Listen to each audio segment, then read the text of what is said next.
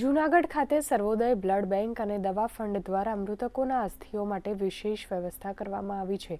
જૂનાગઢના સોનાપુરી ખાતે અસ્થિ વિસર્જન, હરિદ્વાર ખાતે કરવા માટે એક અસ્થિ કુંભ બનાવવામાં આવ્યો છે, જેમાં દર વર્ષે અસ્થિ ફૂલો લઈને હરિદ્વાર ગંગાજી ખાતે વેદોક્ત વિધિ વિધાનો સાથે અસ્થિ ફૂલોનું વિસર્જન કરવામાં આવે છે। આ વર્ષે સોનાપુરી અસ્થિ કુંભમાં એકત્ર થયેલા 8,000 દિવંગતોના અસ્થિ ફૂલોને ગંગાજીમાં વિસર્જિત કરાશે। જૂનાગઢ સોનાપુર ખાતે રાખવામાં આવેલ અસ્થિ કુંભમાં એકત્ર થયેલા તમામ અસ્થિ ફૂલોને હરિદ્વાર ખાતે લઈ જઈ વિદ્વાન પંડિતોના મંત્રોચ્ચાર અને ધાર્મિક વિધિ દ્વારા એનું સામૂહિક રીતે અસ્થિ વિસર્જન કરીએ છીએ।